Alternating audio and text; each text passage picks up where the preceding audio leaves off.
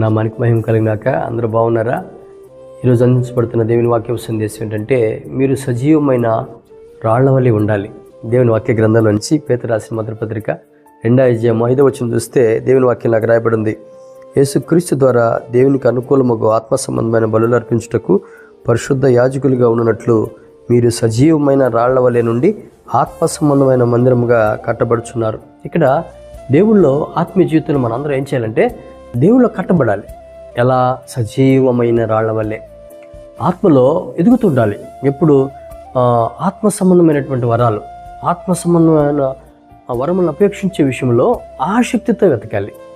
ఆసక్తితో ఎన్ని సంవత్సరాల నుంచి దేవుని దగ్గరికి వస్తున్నాం కాదు, ఎంతగా మనం కృపలో ఎదుగుతున్నాం. అంతరంగ పురుషుడు బలం పొందాలి. అందుకని ఇక్కడ అంటున్నాడు, దేవుడు ఏం కోరుకుంటున్నాడంటే, యేసుక్రీస్తు ద్వారా దేవునికి అనుకూలమగు ఆత్మ సంబంధమైన, యేసుక్రీస్తు ద్వారా దేవుడికి అనుకూలమైనటువంటి జీవన విధానాన్ని మనం కలిగి ఉండాలి. ఆత్మ సంబంధమైన ఏమంటున్నాడు ఇక్కడ, ఆత్మ సంబంధం బలులు అర్పించుటకు పరిశుద్ధ యాజకులుగా ఉన్నట్లు, పరిశుద్ధమైన యాజకులుగా మనం మారిపోవాలి. యాజీలు అంటే ఎవరు? పరిచయం చేసేవాళ్ళు. నూతన నిబంధనలో విశ్వాసాలందరూ కూడా యాజకులు అనేటువంటి విషయాన్ని మనం మర్చిపోకూడదు. అప్పుడు యాజకులుగా కొంతమందిని ఏర్పాటు చేసేవాళ్ళు. యేసుక్రీస్తు రక్తం ద్వారా ఇప్పుడు ఏం చేయబడింది తెలుసా?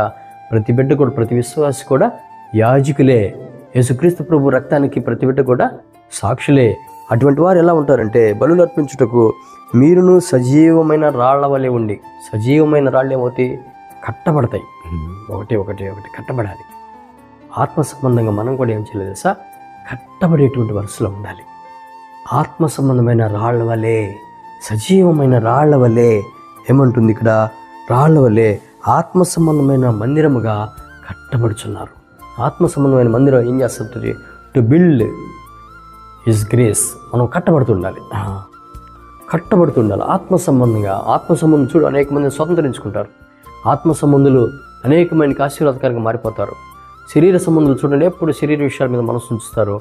ఆత్మ సంబంధులు ఎప్పుడు కూడా ఆత్మ చెప్పు సంగతుల మీద మనసు ఉంచుతారు. మనం ఏమై ఉండాలి? సజీవమైన రాళ్ల వలె ఆత్మ సంబంధమైన మందిరాలుగా మనం కట్టబడాలి. అందుకని మన జీవితంలో కూడా ఎప్పుడు కూడా అంతరంగ పురుషుని యందు శక్తి కలిగి, దేవుని కనుల దృష్టి ఎదుట సజీవమైన రాళ్ల వల్లే మనం ముందుకు వెళదాం. ప్రార్థన. ప్రభా, సహాయం చేయండి, కనికరించండి.